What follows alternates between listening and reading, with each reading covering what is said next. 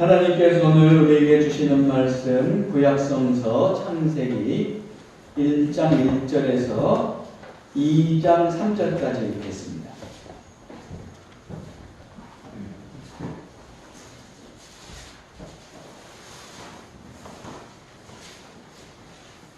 한 절씩 교독하겠습니다. 태초에 하나님이 천지를 창조하시니라.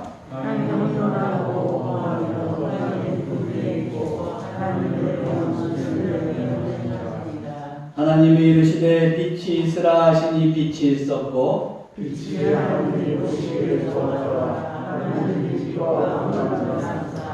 하나님이 빛을 낮이라 부르시고 어둠을 밤이라 부르시니라. 저녁이 되고 아침이 되니 이는 첫째 날이니라.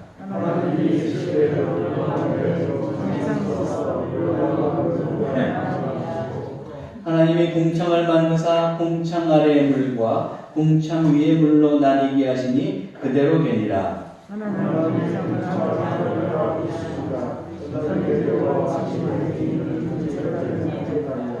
하나님이 이르시되 천하의 물이 한 곳으로 모이고 묻이 드러나라 하시니 그대로 되니라.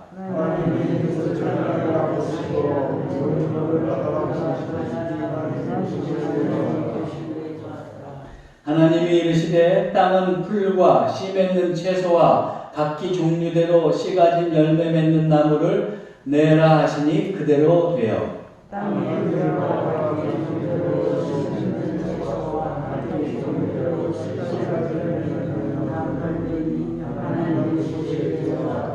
저녁이 되고 아침이 되니 이는 셋째 날이니라.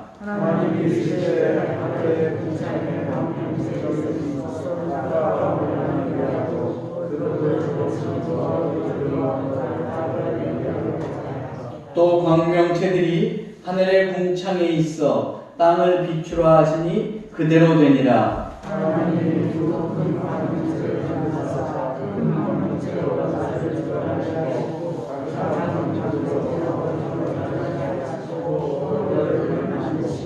하나님이 그것들을 하늘의 궁창에 두어 땅을 비추게 하시며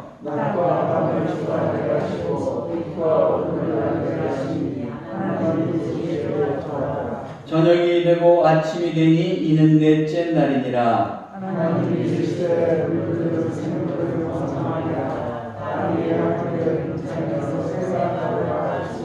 하나님이 큰 바다 짐승들과 물에서 번성하여 움직이는 모든 생물을 그 종류대로 날개 있는 모든 새를 그 종류대로 창조하시니 하나님 보시기에 좋았더라.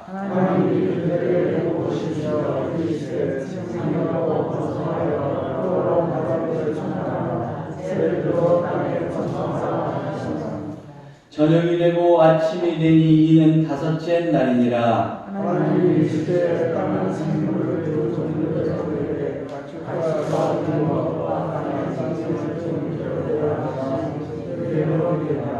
하나님이 땅의 짐승을 그 종류대로 가축을 그 종류대로 땅에 기는 모든 것을 그 종류대로 만드시니 하나님이 보시기에 좋았더라.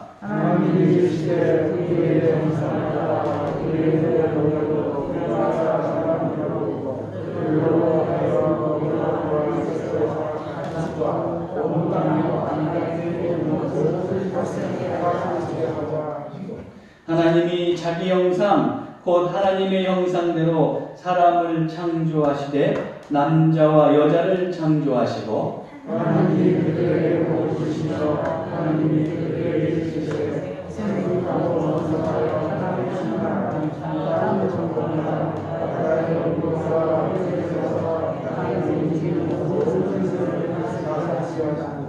하나님이 이르시되 내가 온 지면에 씨 맺는 모든 채소와 씨 가진 열매 맺는 모든 나무를 너희에게 주노니 너희의 먹을거리가 되리라. 또 땅의 모든 짐승과 하늘의 모든 새와 생명이 있어 하나님의 모든 것들을 내가 온 풀을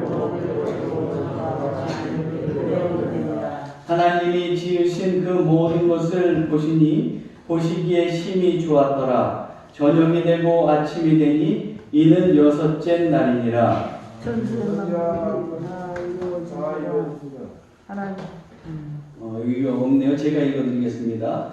천지와 만물이 다 이루어지니라. 하나님이 그가 하시던 일을 일곱째 날에 마치시니 그가 하시던 모든 일을 그치고 일곱째 날에 안식하시니라. 하나님이 그 일곱째 날을 복되게 하사 거룩하게 하셨으니 이는 하나님이 그 창조하시며 만드시던 모든 일을 마치시고 그날에 안식하셨음이니라.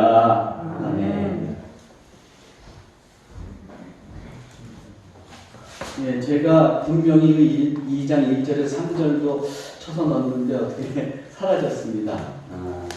그리고 오늘 찬송가가 좀 틀린 부분이 있었는데 이게 출판사에서 잘못했을까 제가 생각을 해봤더니 우연히 이렇게 뭐 찬송가 이제 구입하면서 이렇게 보다가 보니까 무슨 저작권 문제 뭐 그런 게 있었던 것 같아요. 그래서 한두 장이 바뀐 것 같은데 그게 혹시 이 실장이 아닌가 하는 생각이 듭니다. 여러분들 양해해 주시기 바랍니다. 오늘 또 설을 맞아서 이렇게 지우하고 예은이가 이렇게 또 예배에 할머니 할아버지 찾아뵙고 또 예배에 참석하거든요. 둘이 정말 붕어빵처럼 어떻게 똑같이 생겼네요. 주님의 이름으로 환영합니다. 시작이 반이라는 말이 있죠. 삶을 살아가는데 첫 걸음이 중요하다는 말입니다. 발명한 에디슨 아시지 않습니까? 그 에디슨이 전구를 발명했는데 처음에 전구를 발명했을 때 얼마나 흐린지 촛불을 켜야 했다고 합니다. 그렇지만 오늘날의 전구는 어떻습니까? 밤을 낮처럼 아주 그렇게 밝혀주지 않습니까? 라이트 형제가 비행기를 만들었을 때 비행한 시간이라고 것도 없죠. 12초 공중에서 날았습니다. 그러나 지금은 어떻습니까? 이 비행기가 지구상에 못 가는 곳이 없습니다. 또 자동차는 어땠느냐? 처음 만들었을 때 1시간에 4.8km를 갔다 그래요. 그래서 마차보다도 자동차가 느렸다고 합니다. 그런데 오늘날 자동차가 4.8km, 아니 48km로만 달린다고 해도 뒤에 따라오는 차가 깝깝해서 빵빵대면서 빨리 가라고 그럴 겁니다. 그만큼 성능이 좋아졌죠. 자, 우리는 지금 새해를 맞이하고 지금 1월을 살아가고 있는데 여러분이 혹시 소망하고 계획하고 있는 일들이 있습니까? 완벽하지 않더라도 시작해 보시기 바랍니다. 처음에 전구와 비행기와 자동차가 완벽하지 않지만 날로 발전해서 좋아졌던 것처럼 성능이 좋아졌던 것처럼 우리도 완벽하지 않아도 뭔가 시도해 보려고 또 일에 착수한다고 하면 그것을 통해서 발전을 이루어내고 결국에는 열매를 맺을 것을 여러분들이 소망하면서 또 도전하면서 그렇게 새로운 한 해를 시작하시기를 바랍니다. 이것과 더불어서 우리가 생각해 볼 것은 전구와 비행기와 자동차가 어떻게 생겼느냐 하는 거예요. 전구가 말이 될 수 있는데 비행할 수 있겠는데 자동차가 생길 수 있겠는데 이렇게 인식하고 생각했던 사람이 있었어요. 그런 인식이 어떻게 하느냐 하면 그 사람의 삶을 주관해 갖고 그래서 전구가 생기고 비행기가 생기고 자동차가 생겼습니다. 그런 의미에서 보면 우리가 어떻게 인식하고 살아가느냐가 굉장히 중요합니다. 그런 의미에서 기독교인도 믿음에 있어서 그 인식의 내용이 중요합니다. 그 인식에 따라서 내 믿음의 태도가 결정될 것이기 때문에 그렇습니다. 우리 기독교인의 믿음의 출발은 하나님으로부터 시작하게 되죠. 그런데 이 하나님을 우리가 어떻게 고백하느냐, 그것에 따라서 우리의 삶의 태도는 많이 바뀌게 됩니다. 그러면 하나님은 어떤 분이십니까? 창세기 처음에 과연 성경은 하나님을 누구시라고 고백하고 있습니까? 그것을 오늘 여러분과 함께 살펴보려고 합니다. 하나님은 어떤 분이세요? 결론적으로 말씀드리면 하나님은 창조주 하나님이에요. 어떤 하나님이시라고요? 예. 1장 1절에 뭐라고 되어 있어요? 태초에 하나님이 천지를 창조하시니라. 이게 별거 아닌 것 같지만 우리에게 있어서 굉장히 중요한 선언입니다. 신앙의 선언입니다. 창세기는 분명히 하나님께서 천지를 창조하셨다고 선언했어요. 하나님께서 천지를 창조하셨다는 건 무슨 말이에요? 창조주 하나님이란 말이지. 그렇게만 생각할 수 있지만 조금 더 생각을 넓혀보면 하나님을 통해서 이 우주가 비롯됐다는 것이고, 그렇다는 건 뭐예요? 하나님이 모든 살아있는 것에 생명의 근원이 되신다. 우리 삶의 근원이 되신다. 이 성서학자들은 창세기가 이렇게 글로 쓰여진 것, 글로 쓰여지기 전에 이제 성경이 완성되기까지 어떻게 되냐면 구전의 단계가 있어요. 말로 전해오다가 이제 기록됐는데, 성경이 이렇게 글로 기록된 것은 언제라고 성서학자들이 보냐면 바벨론 포로 시절로 보고 있습니다. 바벨론 포로 시절이라고 하면 어떤가요? 바벨론이 쳐들어와갖고 예루살렘을, 성전이 있는 예루살렘을 완전히 초토화시키고 이스라엘을 멸망시켰어요. 그리고 쓸만한 사람, 대부분의 사람은 바벨론으로 잡아갔잖아요. 그들이 바벨론에 가서 본 것은 뭘 거예요? 득실거리는 우상들을 봤을 거예요. 그리고 또 바벨론의 왕이라는 자가 자기가 신인 것처럼 막 다스리는 걸 봤을 겁니다. 그때 그들은 어떻게 혼돈할 수 있었겠어요? 우리는 여태까지 성전이 전부인 줄 알고 하나님이 전부인 줄 알고 살았는데 우리 이렇게 포로 생활하잖아. 그러면 정말 하나님이 전능한 분이야? 이렇게 의문을 가질만 하겠죠. 그리고 또 그것이 생각이 더 확대되면 과연 하나님은 존재해? 이렇게 생각할 수 있었을 거예요. 근데 이 포로기 시절에 신앙이 있는 사람들은 뭐 했냐면 구전으로 내려오던 이 구약 성경을 기록하기 시작하는 거예요. 그러면서 맨 1장 1절을 선언하고 있는 겁니다. 1장 1절을 선언하고 있는 겁니다. 태초에 하나님이 천지를 창조하십니다. 이건 무슨 말이에요? 그들이 무슨 신앙 고백을 하고 있는 겁니까? 아무리 이방 땅에 우상이 있어서 그것들이 참 신인 것처럼 보이고, 그리고 또 바벨론의 왕이 신인 것처럼 떠받들고 있지만 우리의 믿음은 뭐예요? 내가 섬기는 하나님이 태초에 천지를 창조하시고 우리 삶의 근거가 된다는 것을 확고히 하고 있는 거예요. 그런 믿음을 가지고 사니까 어떻게 되는 거예요? 바벨론의 그 70년 동안의 포로 생활을 이겨낼 수가 있는 겁니다. 그뿐만 아니라 그 신앙을 붙잡고 있으니까 하나님께서 역사하셔서 이스라엘 백성으로 하여금 다시 예루살렘으로 돌아오게 하고 소박하나마 성전을 다시 짓고 거기서 믿음 생활을 할 수 있게 한 거예요. 여러분, 인류 역사에서 나라가 완전히 망했어요. 그리고 거기에 있던 사람들 대부분이 다 다른 나라 종살이로 갔는데 그랬다가 나라를 찾고 회복되는 경우가 거의 확률상 있을 수가 없는 일이에요. 그런데 이스라엘은 그런 일을 경험하고 있지 않습니까? 하나님께서 역사하셨는데 그 역사하시기까지 이스라엘 백성이 어떤 인식을 갖고 있었어요? 어떤 신앙 고백을 갖고 있었어요? 어떤 상황에서도 하나님이 내 삶의 근본이 되신다. 하나님이 내 삶을 이끌어 가신다.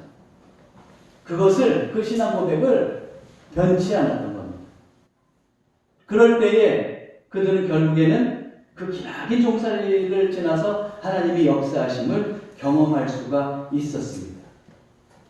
자, 이처럼 하나님에 대한 그 인식이 중요한데, 하나님이 우리의 창조주라고 신앙 고백을 하지 않고 거기서 흔들리면 우리는 바른 신앙을 할 수가 없어요. 다른 생각을 한다 그러면 우리의 신앙도 흔들리게 됩니다. 예를 한번 들어볼게요. 어릴 때 여러분들 어떻습니까? 이런 말 자주 듣지 않으셨어요? 야, 너 다리 밑에서 죽어왔어? 연세 드신 분들 중에 이런 말 안 들어보신 분 있으세요? 우리 하빈이는 안 들으면서 살았을지도 몰라요. 그렇죠? 그렇지만 저 때까지만 해도 어떻게 했냐면 다 그런 얘기 들으면서 살았단 말이에요. 근데 저희 집사람이 초등학교 2학년 때쯤 됐을 때 얘기인가 봐요. 그때 왜 옛날에는 전기밥솥도 없었어요. 그때는 보온밥통도 없어가지고 밥을 하고 나면은 이 스텐 찬압에다가 넣어가지고 그 안방 아랫목에다가 놓고 그냥 입을 탁 덮어놨잖아요. 기억나시죠? 네? 옛날에. 그랬단 말이에요. 근데 제 집사람이 2학년 때인데 그 밥통 위에 앉아가지고 빙글빙글 돌면서 동생을 놀리는 거야. 1살 어린 동생을. 뭐라고 놀냐면, 야, 너 우리 엄마 아빠가 다리 밑에서 좋았어. 우리 엄마 아빠 지나가다가 다리 밑에 보니까 네가 있는데 불쌍해 보여서 너 데리고 온 거야. 이렇게 얘기해요. 그랬더니 지금 처제죠. 그 동생이 그 얘기를 듣고 충격을 받았어. 충격을 받아가지고 밤에 자기 전에 엄마한테 편지를 쓰는 거야. 근데 엄마가 이제 아니지. 그렇죠? 뭐라고 편지를 쓴다. 엄마, 아니 아줌마, 저는 내일 엄마를 찾아 떠납니다. 이렇게 편지를 썼대요. 그래가지고 그걸 써가지고 쪽지를 써가지고 요 밑에다가 넣고 잔 거예요. 근데 아침 되니까 까맣게 잊어버리고 해벌쭉 해가지고 학교를 갔다는 거예요. 그래서 이제 집을 청소하고 있는데 그걸 우리 장모님이 보신 거죠. 그걸 보고 나서 배꼽 빠지게 웃으셨다는. 아니 그 아이가 왜 잠시나마 그렇게 집을 가출하려고 그랬어요. 들어보니까 내 엄마가 아니라는 거예요. 인식이 완전히 바뀐 거죠. 우리 엄마 아니야? 그럼 내가 여기 있으면 안 되지. 우리 엄마 찾아가야지. 이렇게 되니까 어떻게 해요? 방황하려고 그러죠. 저도 그런 놀림 받았죠. 다리 밑에서 좋았다. 근데 저는 끝까지 처음엔 좀 긴가민가 하다가 끝까지 아니야 우리 엄마 맞아 이래가지고 저는 절대 가출 안 했습니다. 여러분 제가 하고 싶은 말이 이거예요. 내가 어떤 인식을 가지고 사느냐에 따라서 그 삶의 태도가 달라질 수 있습니다. 그렇다고 한다면 우리 하나님에 대한 인식, 하나님에 대한 신앙 고백을 어떻게 하느냐에 따라서 달라지는 거예요. 내가 만약에 하나님 없다고 그렇게 하나님에 대한 신앙 고백을 하지 않고 창조주 하나님에 대한 신앙 고백을 하지 않고 하나님이 없다고 해보세요. 그때부터 삶이 불안해지는 겁니다. 죽음이 두려워지는 거예요. 나를 책임져 줄 사람이 없는 거예요. 여러분 그 20세기의 유명한 철학자 장폴 사르트르 실존주의 철학자 있잖아요. 그 사람이 아주 유명한 사람이고 제가 알기로는 노벨상 수상까지 할 수 있었는데 멋지게 그 노벨 수상도 거절했어요. 하여튼 그런데 그랬는데 그 사람이 이제 존재와 무라는 그 책도 쓰고 그랬다고 그러잖아요. 아주 위대한 저서다 그러는데 철학책이라는 것도 잘 따져보면 별거 없어요. 하여튼 그런데 이 사람이 그렇게 실존주의 철학자로 살았는데 사람들의 이목을 집중시키며 살았는데 죽을 때는 어땠다고 그래요? 죽음을 거절하면서 그 병원에서 그렇게 막 악을 쓰고 소리를 질렀다는 그런 소문이 있어요. 그가 왜 그랬을까요?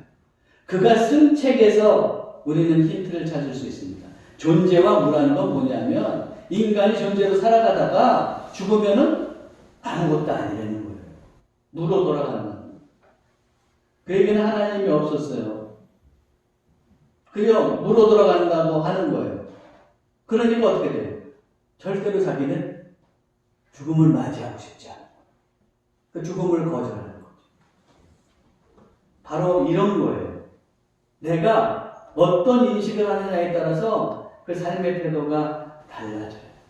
그러나 여러분, 믿음의 사람들, 특별히 위대한 영성가들을 보면 그들의 전기를 읽어보면 어떤지 아세요? 죽음이 가까웠을 때 그들은 아주 기뻐요. 그러면서 어떻게 되냐면 하늘의 천사가 자기를 맞으러 오는 것을 본다고 이렇게 진술하는 경우가 많이 있는 걸 보게 됩니다. 그러면서 그 영광을 바라보면서 아주 편하게 눈을 감는 경우가 많이 있어요. 아니, 위대한 영성가가 아니라도 어떻습니까? 그저 저 시골 골짜기에 사는 어떤 할머니라고 할지라도 창조주 하나님에 대한 믿음을 갖고 있는 분은 어떻게 돼요? 자기에게 죽음이 다가올 때 기꺼이 그 죽음을 맞이할 수가 있는 거예요. 이처럼 이게 별거 아닌 것 같지만 종이 한 장의 차이인 것 같지만 창조주 하나님을 내가 신앙 고백하느냐 안 하느냐에 따라서 그의 삶의 방식은 달라질 수밖에 없습니다. 창조주 하나님의 믿음을 가지고 있는 사람은 하나님이 내 삶의 근본이 된다는 걸 아세요. 내가 살아가는 동안 하나님께서 나를 인도하신다는 걸 아세요. 결론적으로 어떻게 하느냐면 하나님께서 죽음을 맞이할 때 나를 당신의 품으로 이끌어 주신다는 걸 알기 때문에 두려워하지 않습니다. 때로는 인생에서 어려움이 있고 힘든 일이 있더라도 하나님께서 인도해 주시는 걸 알기 때문에 그 일을 당연히 극복해 갑니다. 하나님을 창조주로 고백하는 사람은 근본이 있는 사람이에요. 그 삶의 생명의 근원이 누구인지를 알기 때문에. 그래서 인생을 담대하게 살아갈 수가 있어요. 세상 사람들 중에는 세상이 우연히 창조했다고 말하는 사람이 있습니다. 진화론적인 관점에서 말하는 사람들이 있습니다. 물론 세상의 모든 생물체가 여기 세상에 존재하면서 진화하지 않는다는 건 아니에요. 기독교도 그것을 인정합니다. 그것을 부인하지는 않아요. 그러나 세상이 우연 속에서 창조했다는 것, 그것을 인정하지는 않아요. 데이비드 그레고리라고 하는 사람이 예수와 함께한 저녁 식사라는 책을 썼어요. 거기에 보면 이제 두 사람이 대화를 나누는 형식으로 이렇게 쭉 이어가는 내용인데 거기에 하여튼 제가 정리해서 말하면 이런 거예요. 두 사람이 얘기하면서 이제 로저 펜로즈라고 하는 사람을 언급해요. 이 사람은 누구냐면 블랙홀 이론을 정립한 사람으로 그래서 노벨 물리학상을 받은 사람입니다. 근데 이 사람이 주장하기를 우주가 우연히 생성됐다고 하면 그 확률이 얼마일까를 밝히고 있는데 그 사람이 몇 분의 1로 밝혔을까요? 한 100만 분의 1? 책에 있는 사람은 그 한 사람이 물어보니까 100만 분의 1? 그냥 때려잡아서 그렇게 얘기했다는 거예요. 그랬더니 그 상대방이 얘기합니다. 이 사람이 몇 분의 1이라고 그랬냐면 1천억의 123분의 1이라. 그럼 무슨 말이에요? 거의 불가능에 가까운 거죠. 그것도 대우주만. 이런 복잡한 구조로 되어 있는 생명체가 존재하기까지의 확률이 아니라 대우주가 존재하는데 그 정도라고 그렇게 밝히고 있는 거예요. 그렇다면 뭐예요? 확률은 거의 제로라는 거 아니겠습니까? 그런데 사람들은 이상해요. 창조주 하나님은 인정하지 않으면서 어떻게 됩니까? 거의 확률이 제로인 그런 우연에서의 창조를 금과 옥조처럼 여기면서 살아가고 그러면서 삶에서 불안해하고 죽음을 두려워하고 살아가는 사람이 얼마나 많아집니까? 그리고 그런 사람들은 어떻게 됩니까? 삶에 집착할 수밖에 없어요. 나밖에 없어요. 그렇기 때문에 나만 잘 살면 돼요. 이 유한한 생애를 사는 동안에 나만 잘 살면 돼요. 그러므로 윤리적인 의식을 상실하고 자기만을 위해서 자기 욕망만을 위해서 살아가게 되는 경우도 많이 있습니다. 그러나 우리는 분명히 이 생명의 근본이 있는 사람입니다. 하나님이 나를 창조하시고 나의 근원이 되시고 내 삶을 인도하시고 나를 천국으로 이끌어 가시는 분이라는 고백을 가지고 있습니다. 사랑하는 성도 여러분, 창조주 하나님을 고백하시기 바랍니다. 그래서 여러분이 근본 없는 사람이 아니라 근본 있는 사람, 하나님의 인도를 받는 그런 천국의 자녀로 살아가시기를 바랍니다. 자, 우리가 창조주 하나님을 이렇게 고백했어요. 그러면 이 창조주 하나님께서는 세상을 어떻게 창조하셨을까요? 질서정연하게 창조하셨다. 2절을 한번 보세요. 뭐라고 되어 있어요? 땅이 혼돈하고 공허하며 흑암이 깊음 위에 있고 하나님의 영은 수면 위에 운행하십니다. 태초에 이렇게 혼돈스러운 상황 속에서 하나님은 어떻게 합니까? 천지를 창조하시는데 질서정연하게 창조하시는 거예요.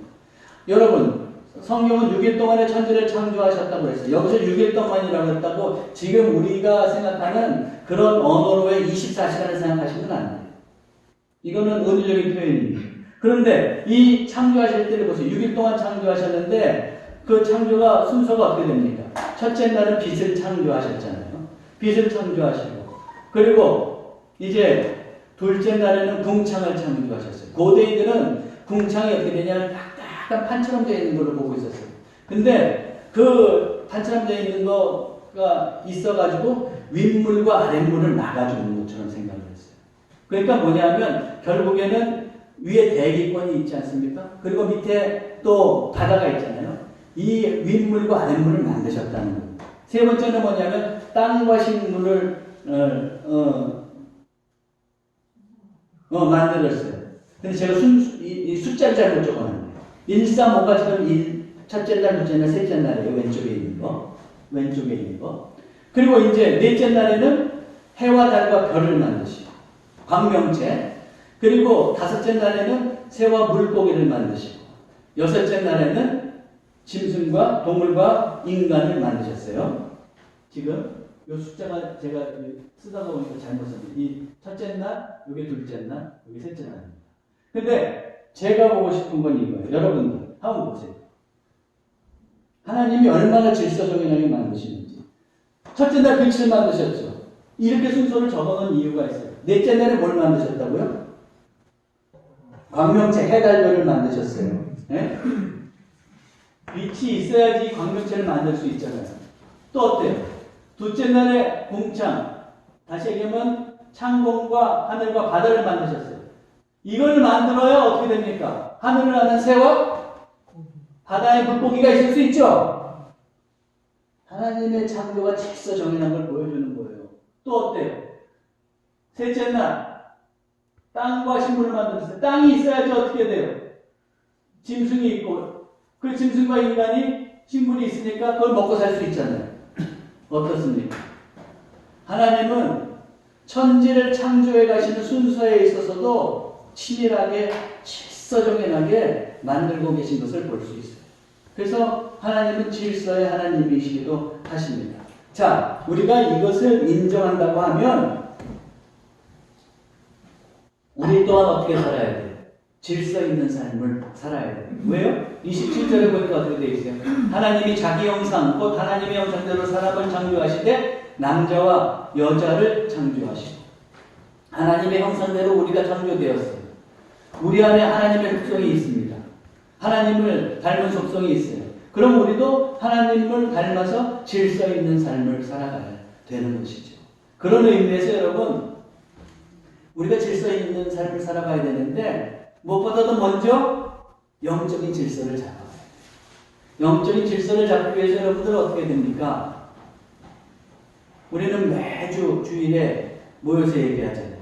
이 예배에, 정기적으로 모이는 예배에 우리의 최선을 다해요. 그것뿐만 아니라 매일매일 하나님께 기도하고 말씀으로 다가갈 수 있어야 됩니다. 이런 것들이 예배와 말씀과 기도가 정기적으로 우리가 접하면서 이루어질 때 어떻게 되냐면 우리 삶의 영적인 질서가 딱 잡히게 되는 거예요.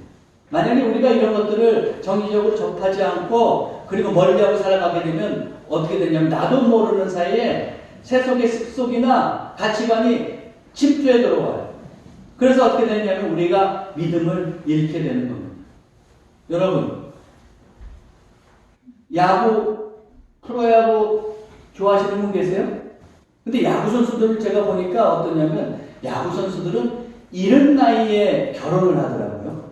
보통 뭐 요새는 뭐 30살 넘어서도 뭐 연예인들은 뭐 40살 넘어서도 하고 막 그러잖아요. 근데 야구 선수들은 많은 선수들이 20대에 그것도 중반 초반에 하는 경우가 많이 있어요.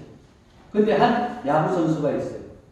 이 야구 선수가 마무리 투수로 뭐냐면은 공을 뭐 155km는 충분히 던지는 뭐 선수예요. 지금 160km를 목표로 해서 던지고 있는데. 근데 이 선수가 키가 178밖에 안 돼요. 근데 어린 나이에 지금 한 20 서너 살밖에 안 됐는데 요번에 결혼했어요. 유명한 야구 집안 딸하고 결혼했어요. 이종범 코치의 딸하고 결혼했어요. 이정부의 동생하고 결혼했어요. 이 선수. 근데 이 선수가 키가 178밖에 안 되는데 야구 선수는 키가 작은 겁니다. 우리 보통 평균치에 비하면 큰 거지만 우리 서동희 형제님 오늘 오셨는데 아마 고우석 선수가 우리 형제님보다 작을지도 모르겠어요. 근데 어때요? 키가 좀 커야 공을 던지기가 좋고 그 타자들이 잘 못 친다는 거예요. 근데 이 선수는 178밖에 안 되는데 160에 육박하는 공을 던져. 어떻게 던지느냐? 어릴 때부터 팔굽혀펴기를, 푸시업을 하루에 200번씩 했다. 그리고 지금도 뭐냐면은 그렇게 웨이트 트레이닝을 열심히 하는. 그 결혼식 할 때 신부한테 허락을 받는데 뭘 허락을 받냐면 나 결혼식 하기 전에 먼저 운동하고 와서 결혼하면 안 돼? 그걸 허락받았다는 거예요. 당일날도 운동을 했다. 그러니까 어떻게? 이 근육이 단단해지고 그 강속구를 던질 수 있는 거죠. 여러분, 우리도 마찬가지예요. 영적인 근육이 단단해갖고 내가 세상의 문화에 굴복하지 않고 거짓된 세상의 문화에 굴복하지 않고 승리하면서 살아가고 영적인 질서가 잡히려면 어떻게 해요? 정기적으로 예배드리고 말씀과 기도로 매일매일 살아갈 수 있어야 돼요. 그럴 때 우리는 단단한 믿음의 사람이 될 수 있습니다. 그러므로 우리도 질서의 하나님을 본받아서 질서 있는 삶을 살기 원한다면 먼저 여러분들 영적인 질서를 꼭 잡아가시기 바랍니다. 두 번째로 우리는 관계에 있어서도 질서 잡힌 삶을 살아야 돼요. 우리는 가정에서, 사회에서, 일터에서 무수한 관계를 맺고 살아가잖아요. 여기서 관계의 질서를 잘 맺어야 된다는 말입니다.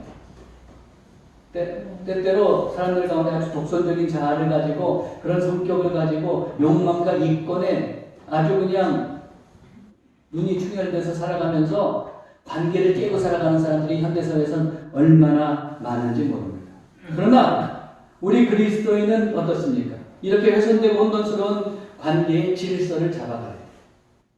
일터에서는 직장의 상사라면 너그럽게 아랫사람을 대할 수 있고 아랫사람은 직장 상사를 존중할 수 있고 가정에서 자녀들은 부모님을 존경하고 또 부모님들은 인자하게 자녀들을 대하고 양육할 수 있어야 된다는 거예요. 형제간에 물고 뜯고 하는 것이 아니라 우애로 살아갈 수 있어야 됩니다. 우리는 지금 설 연휴를 맞잖아요. 근데 설 연휴가 기쁜 사람들도 있지만 때로는 만났다가 얼굴 붉히고 싸우고 돌아가는 경우도 많더라고요, 보니까. 그런 가운데 그리스도인들은 어떻게 합니까? 관계의 질서를 만들어가요. 그런데 여러분, 이 관계의 질서를 잡겠다고 그리스도인들은 힘과 서열로 그것을 강제로 만들어가려고 하면 안 됩니다. 누군가가 공동체의 질서를 잡겠다고 완력으로, 힘으로, 권력으로 그렇게 한다 그러면 그런 사람을 가리켜서 뭐라고 그러냐면 독재자라고 그러는 거예요. 갑질한다고 그러는 겁니다. 하나님은 그런 방식으로 질서 잡아가지 않았어요. 하나님은 세상을 질서 있게 창조하시고 그런데 인간이 범죄하면서 하나님과의 관계가 깨지잖아요. 이제 인간은 하나님께로 돌아갈 수 없는 존재가 되었어요. 함께 교제할 수 없는 존재가 되었어요. 이랬을 때 하나님께서 특단의 도치를 어떻게 합니까? 인간을 구원하기 위해서 독생자를 이 땅에 보내주십니다. 예수님이 이 땅에 오실 때 어때요? 갑의 자리에서 은혜 자리로 오신 거예요. 그리고 섬기면서 사셨어요.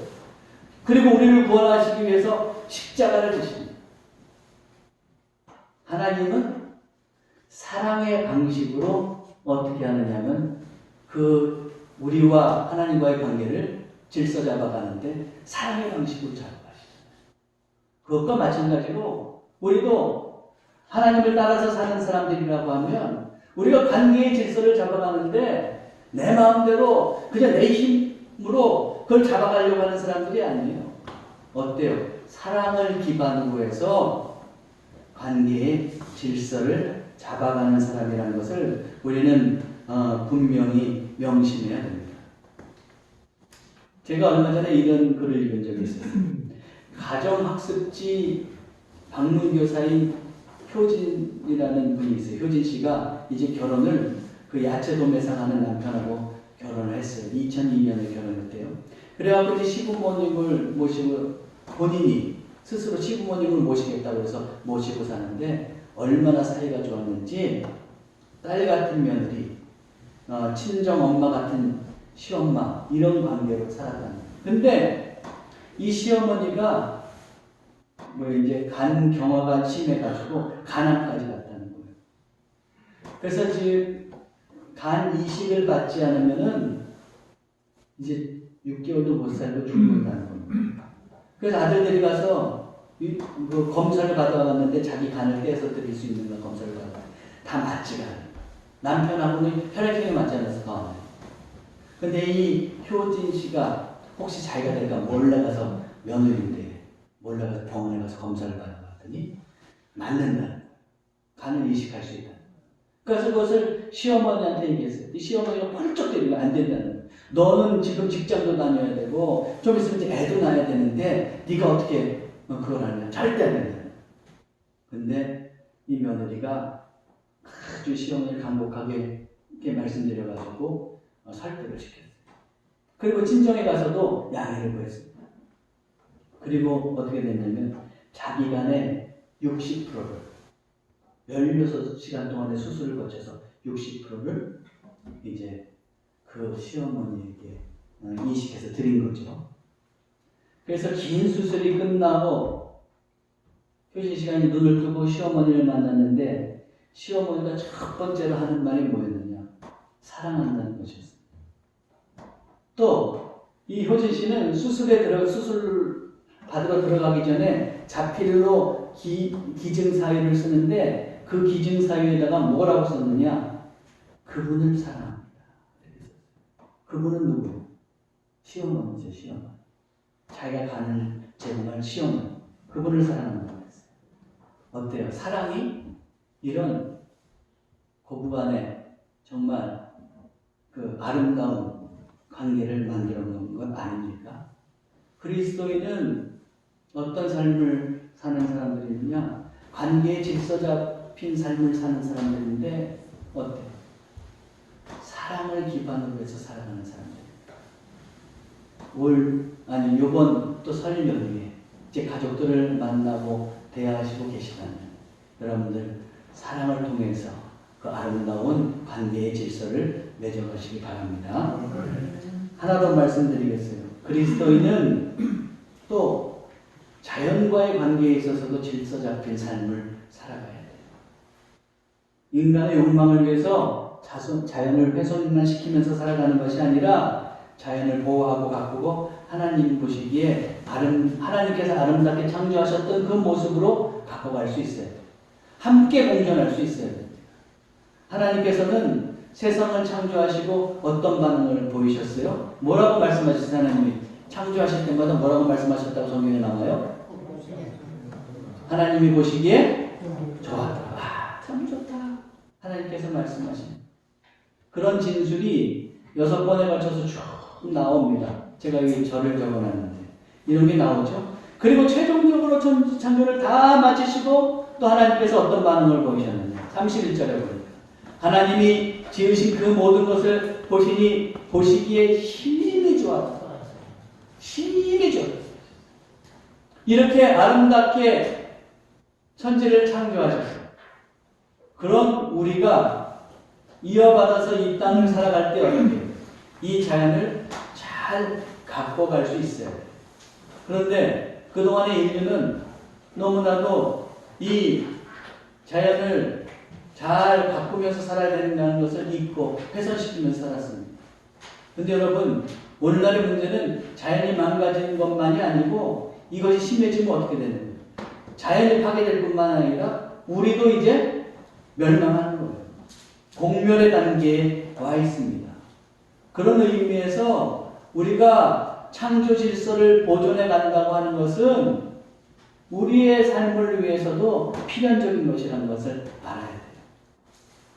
하나님은 인간을 창조하시고 이렇게 말씀하셨어요. 28절에 보니까 하나님이 그들에게 복을 주시며 하나님이 그들에게 이르시되 생육하고 번성하여 땅에 충만하라. 그 다음에 이제 문제의 구절인데 땅을 정복하라.